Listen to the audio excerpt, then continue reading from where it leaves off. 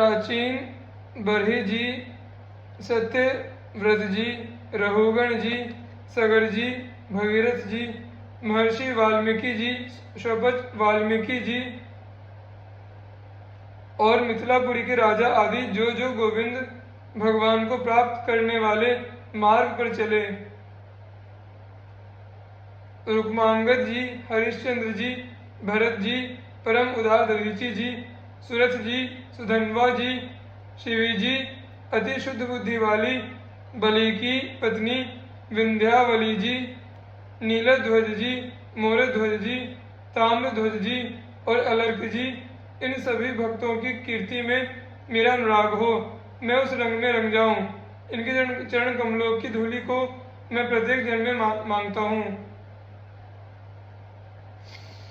श्री नाभादास जी द्वारा परिगणित भगवत प्राप्ति के मार्ग पर चलने वाले इन भक्तजनों का पावन चरित्र संक्षेप में इस प्रकार से वर्णित है। श्री प्राचीन बरही जी।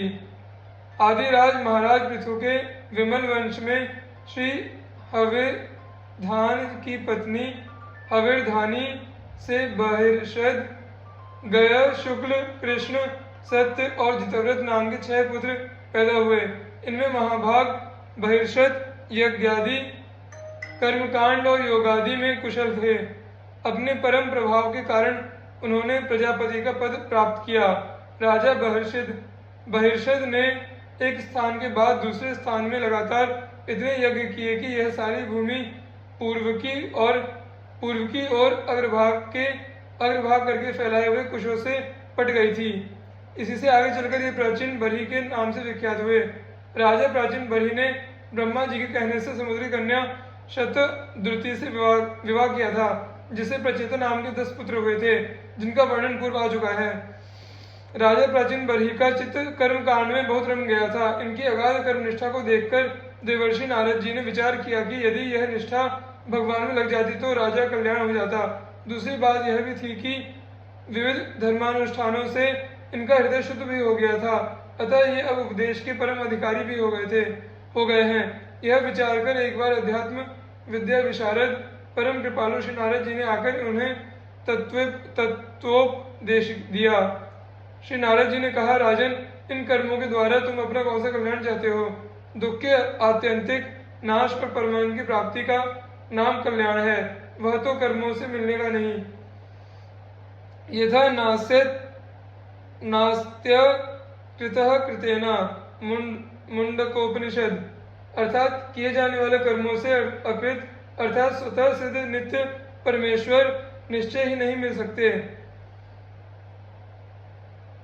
राजा ने कहा, महाभाग नारद जी, मेरी बुद्धि कर्म में फंसी हुई है, इसलिए मुझे परम कल्याण का कोई पता नहीं है।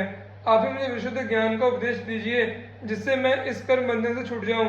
क्योंकि जो पुरुष कपट धर्म में गृहस्थाश्रम में ही रहता हुआ पुत्र, स्त्री और धन को ही परम पुरुषार्थ मानता है, वह अज्ञानवश संसारारण्य में ही भटकता रहता है, उसे परम कल्याण की प्राप्ति नहीं हो सकती।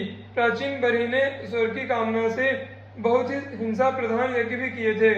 श्री नारद जी ने कृपा करके राजा को दिव्य दृष्टि देकर कहा, राजन, देखो देखो, तुमने यज्ञ में निर्दयता पूर्वक जिन हजारों पशुओं की बलि दी है, उन्हें आकाश में देखो। ये सब तुम्हारे द्वारा दी गई पीड़ा को याद करते हुए बदला लेने के लिए तुम्हारी बाट देख रहे हैं। जब तुम मरकर परलोक में जाओगे, तभी अत्यंत क्रोध में भरकर तुम्हें अपनी लोहे की सींगों से छेदेंगे। अरे, यज्ञ में पशुओं की बलि देने वाले की तो बात ही क्या, पशु बलि का समर्थन करने वाला पतित हो जाता है। इस प्रकार उपदेश देकर नारद जी सिद्ध लोक को चले गए। तब राजर्षि प्राचीन बरही भी प्रजा पालन का भार अपने पुत्रों को सौंपकर तपस्या करने के लिए कपिलाश्रम को चले गए। वहां उन्होंने समस्त विषयों की आसक्ति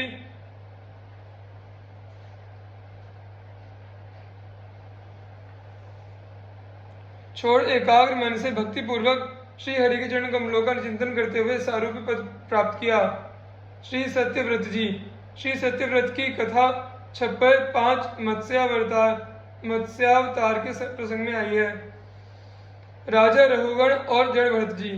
प्राचीन काल में भरत नाम के एक महान प्रतापी एवं भगवत भक्त राजा हो गए हैं, जिनके नाम से यह देश भारतवर्ष कहलाता है।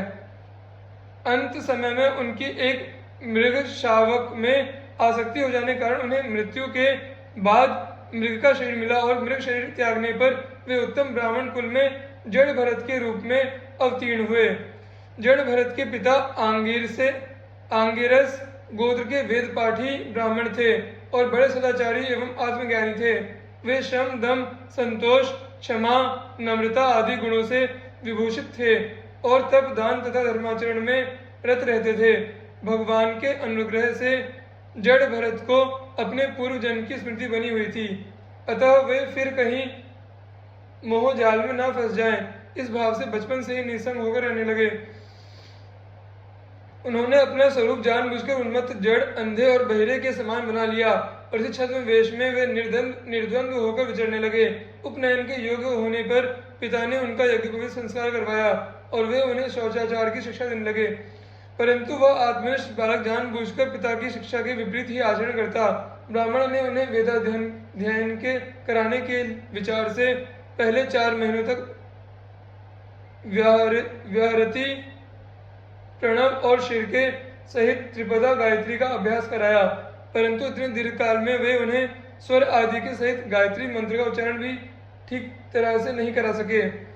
कुछ समय बाद जड़ भरत के पिता अपने पुत्र को विद्वान देखने की आशा को मन में ही लेकर इस असार संसार से चल बसे और उनकी माता इन्हें तथा इनकी बहन को इनकी सौतेली माँ को सौंपकर स्वयं पति का सहगमन कर पति लोक को चली गई।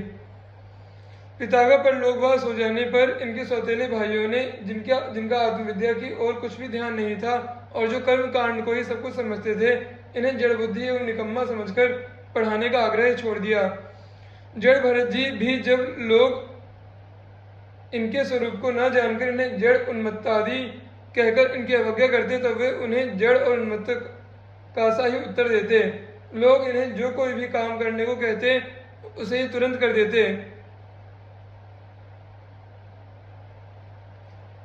कभी बेगार में, कभी मजदूरी पर, किसी से भिक्षा मांगकर और कभी बिना उद्योग किए ही जो कुछ बुरा भला अन्न इन्हें मिल जाता उसी से अपना निर्वाह कर लेते थे। स्वाद की बुद्धि से तथा इंद्रियों की तृप्ति के लिए कभी कुछ न खाते थे, क्योंकि उन्हें यह बोध हो गया था कि स्वयं अनुभव रूप आनंद स्वरूप आत्मा मैं ही हूँ और मान अपमान, जय पराजय आदि द्वंद्वों से उत्पन्न होने वाले सुख दुख से वे सर्वथा अतीत थे। वे सर्दी, गर्मी, वायु तथा बरसात में भी वृषभ के समान सदा नग्न रहते। इससे उनका शरीर पुष्ट और दृढ़ हो गया था। वे भूमि पर शयन करते, शरीर में कभी तेल आदि नहीं लगाते थे और स्नान भी नहीं करते थे, जिससे उनके शरीर पर धूल जम गई थी और उनके उस मलिन वेश के अंदर उनका ब्रह्मतेज उसी प्रकार छिप गया जैसे हीरे पर मिट्टी जम जाने से उसका तेज प्रकट नहीं होता। वे कमर में एक मैला सा वस्त्र लपेटे रहते और शरीर पर एक मैला सा जनेऊ डाले रहते, जिससे लोग इन्हें जाति मात्र का ब्राह्मण अथवा अधम ब्राह्मण समझकर इनका तिरस्कार करते, परंतु ये इसकी तनिक भी परवाह नहीं करते। इनके भाइयों ने जब देखा कि ये दूसरों के यहाँ मजदूरी करके पेट पालते हैं, तब उन्होंने लोक लज्जा से इन्हें धान के खेत में क्यारी इकसार करने के कार्य में नियुक्त कर दिया, किंतु कहाँ मिट्टी अधिक डालनी चाहिए और कहाँ कम डालनी चाहिए इसका इन्हें बिल्कुल ध्यान नहीं रहता और भाइयों के दिए हुए चावल के दानों को, खल को, भूसी को, भुने हुए उड़द और बर्तन में लगी हुई अन्न की खुरचन आदि को बड़े प्रेम से खा लेते।